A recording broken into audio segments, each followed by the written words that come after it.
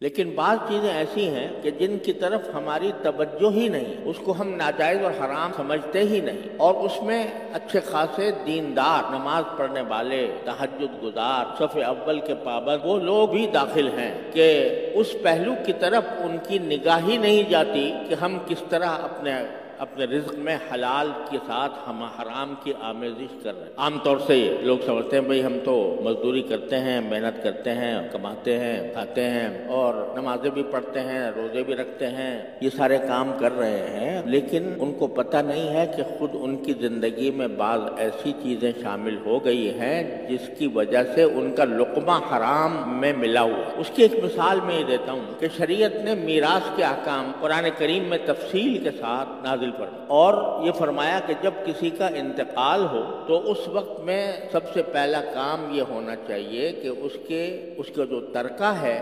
جو کچھ اس نے میراث میں چھوڑا ہے، وہ نقدی ہو، وہ سونا ہو، وہ جائیداد ہو، کوئی مکان ہو، کوئی زمین ہو، وہ شرعی قاعدے کے مطابق آپس میں تقسیم کرنا۔ اگر وہ تقسیم نہیں کی اور کوئی ایک فرد اس کے اوپر قابض رہا تو جس شخص نے اس پر قبضہ کیا ہے وہ اس کے مال میں حرام شامل ہو گیا۔ یہ مسئلہ ہوتا ہے عام طور پر ایک بڑی زبردست غلط فہمی پھیلی ہوئی ہے کہ بھئی ابھی تو انتقال ہوا ہے، ابھی ایک دم سے ہم حصے بکھرے کرنے شروع کر دیں، بٹوارہ کرنے لگیں، یہ ہمیں اچھا نہیں لگتا کہ ابھی تو دنیا سے جانے والے کا کفن بھی میلا نہیں ہوا اور ابھی ہم اس کی جائیداد کا بٹوارہ شروع کر دیں۔ اس کو بہت برا سمجھا جاتا ہے، معیوب سمجھا جاتا ہے۔ حالانکہ شریعت کا حکم یہ ہے کہ جلد از جلد اس کی میراث کو تقسیم کرو، جس کا جو حصہ بنتا ہے اس کو وہ حصہ دو۔ اب مرتے ہی، انتقال ہوتے ہی اس کے تمام املاک وہ اس کے وارثوں کا حق، اب اس کی ملکیت نہیں رہی، وارث اس کے مالک۔ اب اگر اس ترکے کو کوئی شخص دوسرے وارثوں کی اجازت کے بغیر استعمال کرتا ہے وہ حرام کرتا ہے۔ میں آپ کو مثال دیتا ہوں کہ جب ہمارے حضرت والد ماجد بانی دارالعلوم حضرت مولانا مفتی عمر شفیع صاحب رحمۃ اللہ علیہ کی وفات تو میرے شیخ حضرت ڈاکٹر عبدالحی صاحب عارفی قدس اللہ تعالیٰ سرہ وہ تشریف لائے اسی دن جس دن وفات، اور جس دن تجہیز و تکفین ہو چکی تھی یا ہونے والی تھی، اب مجھے یہ صحیح یاد نہیں رہا، اس وقت تشریف لائے تو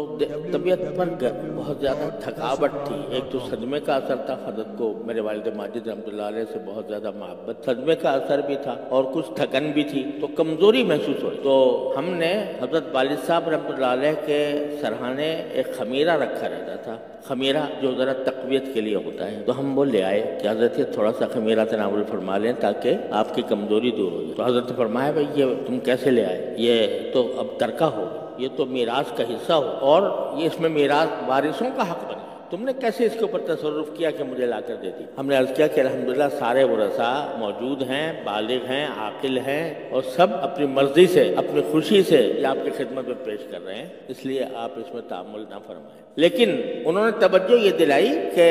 انتقال ہونے کے بعد سب سے پہلی فکر یہ ہونی چاہیے کہ جو اس کا ترکہ ہے اس ترکے میں کوئی غیر وارث کا تصرف نہ ہو۔ تو یہ شریعت کا حکم ہے، اور ہوتا یہ ہے کہ شروع میں تو کہتے ہیں بھائی ابھی تو ہم آپس میں بھائی ہیں، بہن بھائی ہیں، کیا لینا دینا، کیا تقسیم، کیا بٹوارہ، ہم تو بھائیوں کی طرح رہتے ہیں۔ جب ذرا وقت گزر جاتا ہے تو پھر اسی سے لڑائیاں اور جھگڑے کھڑے ہوتے ہیں۔ تو شریعت کا حکم یہ ہے کہ جلد از جلد ترکے کو تقسیم کرو جس طرح ممکن ہو۔ اب اگر ایک آدمی بڑا بھائی ہے مثلا، وہ ایک کاروبار اس کے والد چھوڑ کر گیا ہے، تو انتقال کے بعد بڑا بھائی تصرف کرتا ہے اس میں، کاروبار کو وہ سنبھالتا ہے، تو کاروبار کو سنبھالنے کے اندر اس کو یہ رکھنا چاہیے کہ آج کے دن سے یہ جو میں کاروبار کر رہا ہوں اس میں سارے میرے بہن بھائی یا جو وارث ہیں وہ سب شریک ہیں۔ اس کے حساب سے اس کو یہ کرنا چاہیے کہ بھئی چونکہ ہم شریک ہیں، یا تو ہم فوراً اپنے حصے الگ کر لیں، یا اگر کاروبار آگے جاری رکھنا ہے تو تمام ورثاء سے اجازت لے کر اور کوئی معاملہ طے کر کے کہ اس کاروبار کو جب چلایا جائے گا تو اس میں نفع جائے گا تو وہ کس طرح تقسیم، یہ کرنا لازمی ہے، ضروری ہے۔ اگر وہ شخص اس کاروبار پر اس نے قبضہ کر لیا یا وہ کاروبار چلاتا رہا، دوسرے وارثوں سے کچھ پوچھا نہیں، دوسرے وارثوں کی کوئی مرضی نہیں لی، تو اس کے کھانے میں حرام شامل ہو گئے۔